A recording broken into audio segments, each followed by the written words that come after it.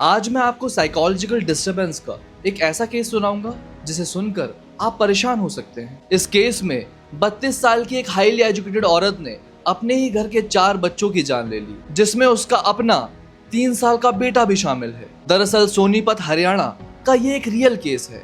पूनम नाम की एक औरत जिसके पास मास्टर्स और बीएड की डिग्री थी, उसने 2 साल के अंदर अपनी 3 छोटी भतीजियों और अपने ही बेटे को पानी में डुबाकर उनकी जान ले ली। और फैमिली को लगा कि घर में कोई सुपर नेचुरल कर्स या साया है कि घर के बच्चों के साथ लगातार ऐसा होना। मगर सच किसी भी कर्स से ज्यादा भयानक है। और आपके मन में भी ये सवाल आ रहा होगा कि मगर क्यों, और कारण सुन के आप दंग रह जाओगे, क्योंकि मोटिव ना ही पैसा था ना ही आपसी दुश्मनी, मोटिव था जेलसी और ब्यूटी कॉम्प्लेक्स। दरअसल पूनम अपनी ही छोटी भतीजियों से डीपली नफरत करती थी, क्योंकि उसे ऐसा लगता था कि वो उनसे ज्यादा खूबसूरत और अट्रैक्टिव है और उन्हें फैमिली में उससे ज्यादा टेंशन मिलती है। और ये सुनकर आपको भी लग रहा होगा कि ये पागलपन है, पर साइकोलॉजी में इसे कॉग्निटिव डिस्टॉर्शन कहते हैं कि जब आपकी डीप रूटेड इनसिक्योरिटीज और लो सेल्फ वर्थ का वक्त पर इलाज ना हो तो आपका दिमाग रियलिटी को इस कदर ट्विस्ट करता है कि उसके लिए वो बच्चियां उसके ईगो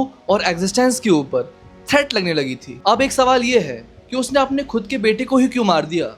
देखो, एक साइकोपैथ के दिमाग में एम्पैथी मतलब दूसरों की तकलीफों को महसूस करने की ताकत पूरी तरह से खत्म हो जाती है। तो अपने क्राइम्स को छुपाने के लिए और घर में सभी लोगों को ये यकीन दिलाने के लिए कि घर में एक साया है, उसने ये कोल्डली कैलकुलेट किया कि उसका बेटा एक एक्सेप्टेबल सैक्रिफाइस है। और ये केस ये प्रूव करता है कि सिर्फ पढ़े लिखे होने का मतलब इमोशनली इंटेलिजेंट होना नहीं होता। और इसीलिए ये बात मैं हमेशा कहता हूँ कि अगर आप कम पढ़े लिखे भी हो तो भी आप मानव ही रहोगे। अगर आप कम पैसे भी कमाते हो, you still be a human. और अगर आप अपनी फिजिकल हेल्थ का कम ख्याल रखते हो तो भी आप मानव ही रहोगे। पर अगर आप अपनी मेंटल हेल्थ का ध्यान नहीं रखते हो तो इस बात के थोड़े चांसेस हमेशा होते हैं कि आप जानवर बन जाओगे। तो अपना ख्याल रखें, अपनी मेंटल हेल्थ का ख्याल रखें, because it's really very important.